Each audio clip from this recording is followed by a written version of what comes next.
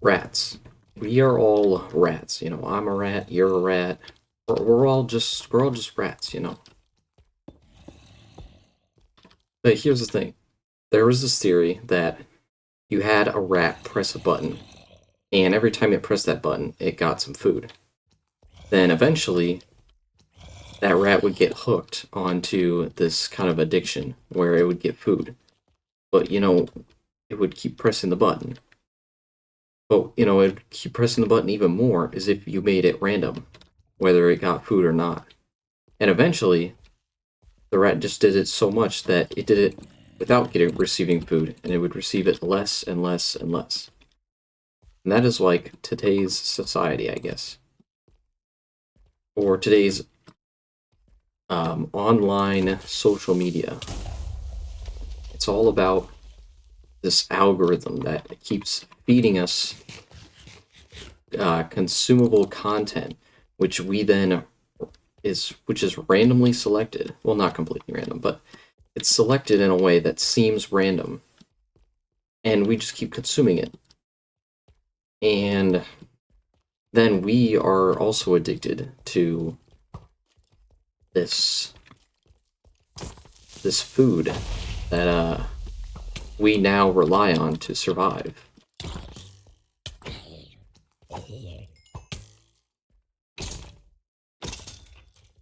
But not only are people that, consume this content are rats, but also the people that make it. Because these algorithms also pride and reward us seemingly randomly on whether we produce good food. And, you wouldn't think you're a rat, but to the system you are. Everyone is this seemingly dumb, I guess, animal that is just consuming constantly and becoming this addicted, to the system, really. We're becoming part of the system. And so, well, what does this all mean? Is there anything we can really do about it? Or is this just, I am inevitable, kind of freaking Avengers reference there. But yeah, a lot of people are just becoming part of this system that, only rewards people, continuing to be a part of it, only, furthering themselves by, being part of the system, by consuming, by creating, and then as creating, you also are consuming, in a way. Oh my goodness.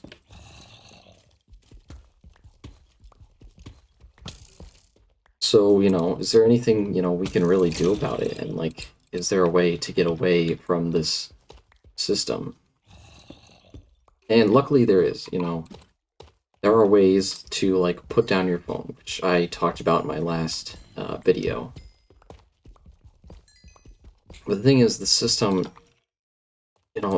this is the whole thing. And behind it, if you really go down into the, real psychology behind it, it's literally just, gambling. As humans, for some reason, we have this fascination with, number randomly picked, and, ooh, if it hits a certain number, then, we, have seemed satisfied in some sort of way if it matches up. And we just keep doing this for whatever reason. We keep thinking that, we're gonna,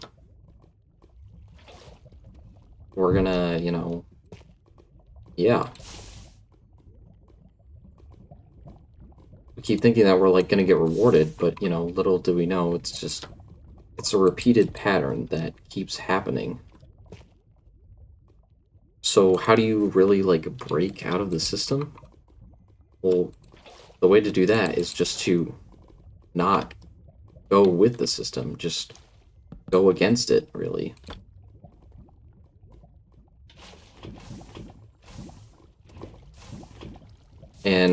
But to promise to do that, it seems like there's also, a social aspect to it, where it's like, if you're not part of this, then you're missing out. But in reality, you're not. Like, you could go without it. I think most people could. If you even tried it for like a week or a month, you would be fine. I remember once I went on this scouting trip, and oh, fortress, nice. So I went on this scouting trip during over the summer, and it was for Boy Scouts. Basically, what it was is it was a high adventure trip where we would go and canoe across rivers, or not, rivers and lakes. And by doing that, we were not allowed to have our phones on us, and we weren't allowed to, we basically didn't have any connection to the outside world because, there's no internet where we went. When we went to, it was basically Minnesota, the state of 1,000 lakes. And yeah, there's no cellular service, so I couldn't really get anything. Even on the way up there, it was pretty bad. The service was, terrible. It's like, how am I going to survive? And so, we were joking about that. But obviously I had friends, and, it was actually a really good time, so...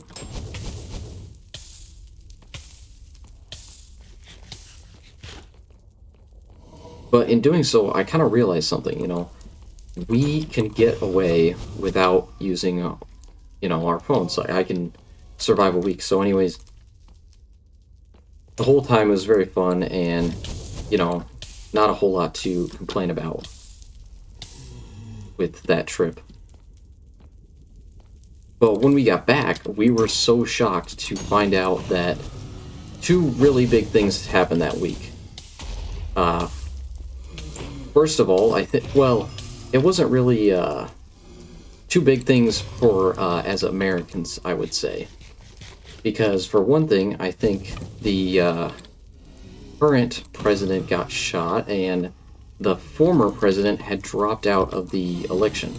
And so, that is a pretty big deal, to be honest, even regardless of whatever, side, and, I'm not going to get into that, but the thing is, the news, that was crazy to us, that we had completely missed out on this, and, we did find a way without it, there is obviously this FOMO that people get, oh, I gotta, I'm missing out on the news, I gotta keep up with it, but, really, you don't.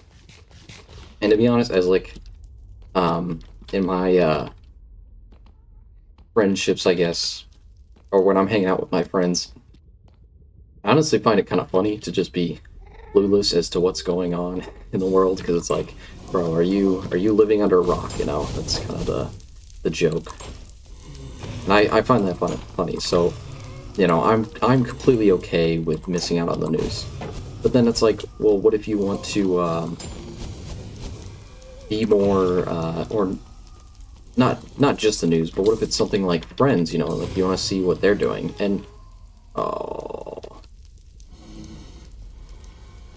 the thing is, when you know about what your friends are doing, really, you're just putting yourself in the scenario where you feel worse about yourself, because you're like, oh, look at my friends, they're doing so well, they have full diamond armor and prot 1, dang, I'm really missing out, and I should be doing more of these things.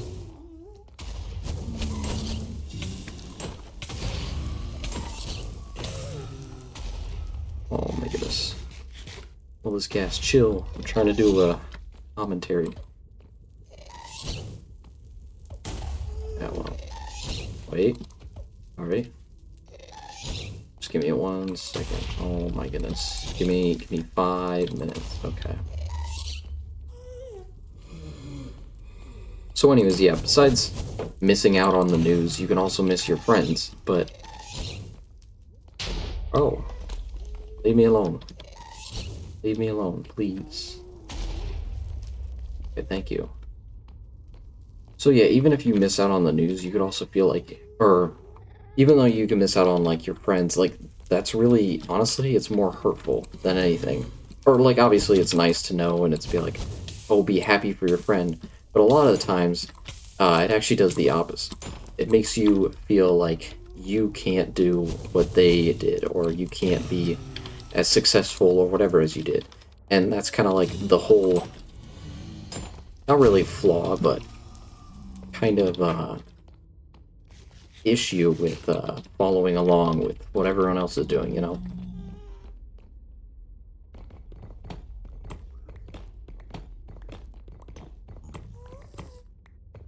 So, I mean, the other thing is, like, sure, you could keep up and, like, but just keep in the back of your head, you know, like, oh, I'm happy for this person. It's not like, oh, dang, I'm so, you know, whatever. Because the problem is, the thing that they post is probably the, you know, best part of their day or week or year, you know, like, everyone has their down moments, and no one, you know, no one really posts that, you know? Although, of course, people do post that sometimes, and then, you know, we laugh at it and make fun of it as if our lives are so much better than theirs. Oh, wow. I did not realize there were two blades here.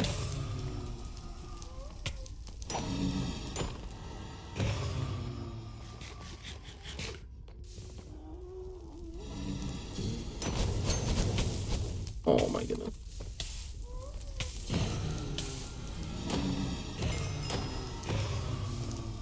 So really, if you want to, like, avoid falling into this trap, you know, either keep in mind that, you know, you're either happy for the person or you know them, or you just, you know, you can uninstall social media, which is what I have done. And, honestly, it's been kind of nice, although, of course, I still watch YouTube from time to time.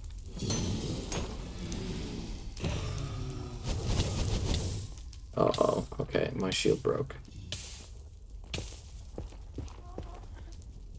Just gonna hide away.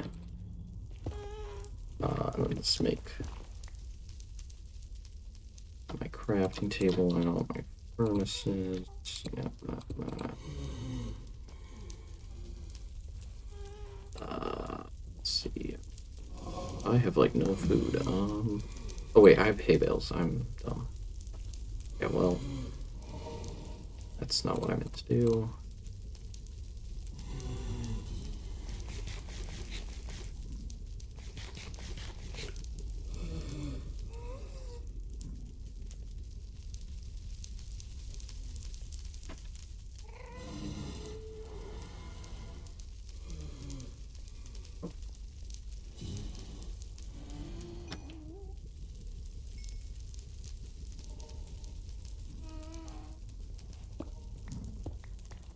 So back to the whole rabbit thing, and, you know, I feel like, again, I didn't mention this earlier, but this was originally brought up by Mr. Jay Schlatt, who's another very popular creator, who initially brought this up because he himself was a creator and thought he, you know, was, you know, not part of the problem, I guess, or not one of the, you know, rats in this little experiment, but in reality, he was. And, you know, I think that's an issue that we can all kind of agree that we're a part of. Ooh, where'd all my wood go? Oh, I used it making the portal. Okay, well, I have to go back and get wood. Nope. Dude, where did I put my portal?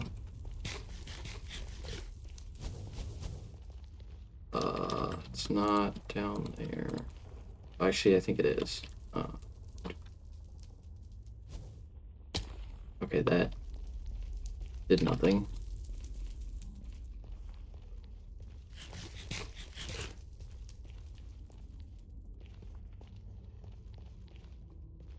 So yeah, back to the whole creator thing, because, I mean, in reality, as a creator myself, I would say, you know, that's also the problem on that side, because YouTube, on their, you know, homepage, they literally show it off as, oh, if you get, you know, this many, you know, subscribers or whatever, or this many views of the month, it'll literally show you, like, oh, you're doing slightly better this month, versus all the other creators who aren't, and it'll show you, like the little green up arrow, whether you're doing better or not. And it's kind of put us in this position where, YouTube is really the one that's like controlling it all and having us all, you know, fight against, and not really fight against each other, but, create content for like whatever is going to make the most money, which again, at the end of the day, that is YouTube's goal, is to make the most amount of money. And by using psychology, you can kind of abuse systems within the rats, which are part of the system. Also, I don't like literally mean you're a rat. Obviously, I'm using this as a reference. Don't take any of this too seriously. This is not, not trying to make a joke out of you, but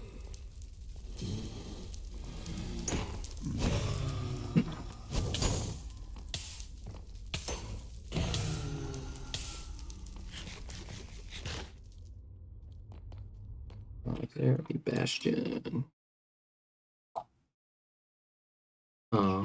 No. I don't see one. We might have to do some traveling. Wilson Valley, I probably want to go through here. Let's probably get one more blaze rod and then we should be good.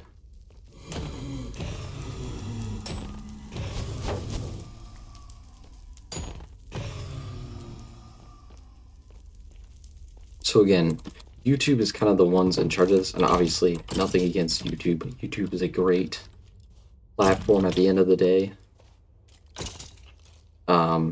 Especially compared to most, because, there's a lot of other gaming platforms that do the same thing. They really exploit, like, human psychology, and that's kind of what most billion-dollar companies do anymore. At least the ones in the attention industry is all about somehow finding a way to make people basically gamble, or at least that seems to be the thing. There's also some other levels to it. I know in the more gaming area, people will do things to basically make you pay for more stuff, and some other, pretty evil, I guess, methods of monetization and whatnot.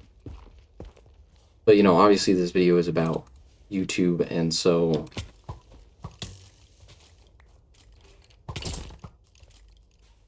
oh yes, I have a terrible aim.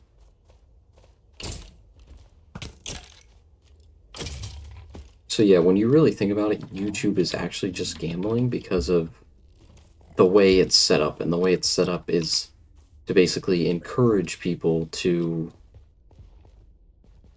basically keep scrolling, because every time you scroll, it's like, oh, there's something new, there's something that might give me the same amount of, like, dopamine as before. And so it kind of creates a system where you keep scrolling, and then you find less and less, I guess, satisfying videos. But you also, as a creator, you make, more or less satisfying videos, depending on, how it does and performs to the great algorithm.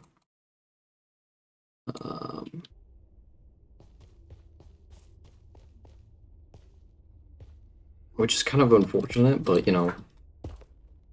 at the end of the day, the only way to, like, avoid it is to, put down the phone and stop, like, the habit. Stop the habit that these big billion-dollar companies have created for you to fall into. Which unfortunately is kind of the truth behind it, is they learn how to abuse human psychology, which is kind of unfortunate, but there are ways to avoid this kind of thing if you yourself also understand human psychology. Because obviously there's, first of all, the way they do it is, apps on your phone and whatnot. The first thing is you'll start the habit by, obviously, first getting the app. And so there's always this one trigger that triggers the app when you pick up the phone or when you click on the app and open it. That's kind of like the trigger that starts this habit of scrolling. And then obviously you've got like the thumb movement in there, where if you keep, scrolling with that, you keep going and you kind of fall into this cycle. And eventually you just need to be able to stop. Like, problem is with that, again, it's gambling, so you're going to keep doing it unless you tell yourself to stop. So by understanding this psychology, hopefully, behind it, you can better to understand how to stop the habit in the first place. And the best thing is to basically mix things up. So that could be putting your phone in the other room, or, again, blocking the website. That is very loud. Water break. Could take a water break, get into the habit of, basically putting the phone away. I've already said that one. I do have a boat, nice.